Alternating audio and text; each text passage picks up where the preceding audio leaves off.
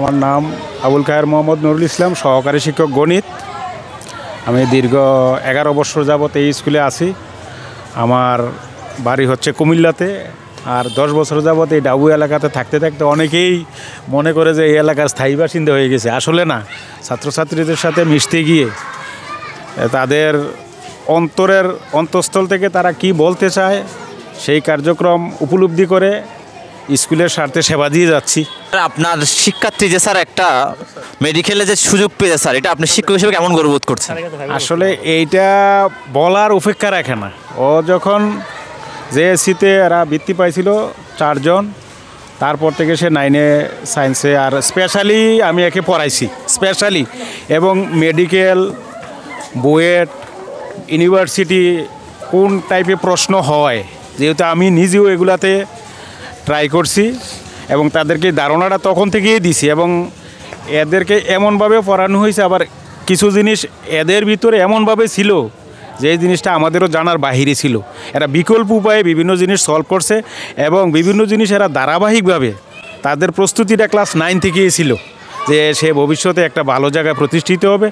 তো তারও চেষ্টা ছিল, আমাদেরও দোয়া ছিল, এবং সেই সফলতার ধারাবাহিকতাটা সে ধরে রাখছে, যার বদৌলতে আজকে অত্র এলাকা তথা আমাদের ডাবু উচ্চ বিদ্যালয়ের জন্য সে একটা গর্ব, রত্ন।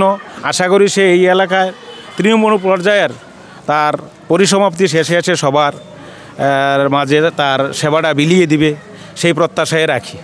রাউজান বিচিত্রাকেও আমাদেরকে প্রকাশ করার জন্য অন্তরের অন্তঃস্থল থেকে ধন্যবাদ। আমি অশোক কুমার ঘোষ, সহকারী শিক্ষক ইংরেজি, ডাবু উচ্চ বিদ্যালয়। স্যার, আপনাদের শিক্ষার্থী যে একজন মেডিকেলে পড়ার সুযোগ পেয়েছে স্যার, আপনি শিক্ষক হিসেবে স্যার কেমন গৌরববোধ করছেন স্যার? এটা আমি কালকে যখন আমি এই খবরটা শুনছি বিভিন্ন মিডিয়াতে, তখন আমি আনন্দে কী আত্মহারা হয়েছি তা ভাষায় প্রকাশ করতে পারছি না। এটা ক্লাসে ওর রোল নম্বর 1 ছিল। তাছাড়া উনি প্রাইমারিতে ট্যালেন্ট পুলে এবং আমাদের স্কুলে এইতে বৃত্তি পেয়েছে সরকারিভাবে, এবং আরও অন্যান্য বৃত্তি অর্জন করেছে।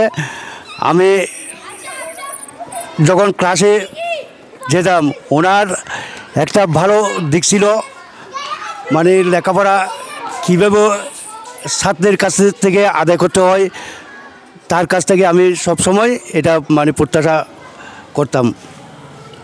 ধন্যবাদ স্যার আপনাকে। স্যার, রাজন বিচিত্রাকেও ধন্যবাদ আমাদের স্কুলে আসার জন্য, ধন্যবাদ। স্যার কেমন আছেন স্যার? আছি, আলহামদুলিল্লাহ ভালো আছি। স্যার আপনার পরিচয়টা স্যার? আমার নাম মোহাম্মদ সুলাইমান, ডাবুগা উচ্চ বিদ্যালয়। আপনাদের একজন শিক্ষার্থী যে মেডিকেলে পড়ার সুযোগ পেয়েছে স্যার, এতে আপনি শিক্ষক হিসেবে কেমন গৌরববোধ করছেন স্যার?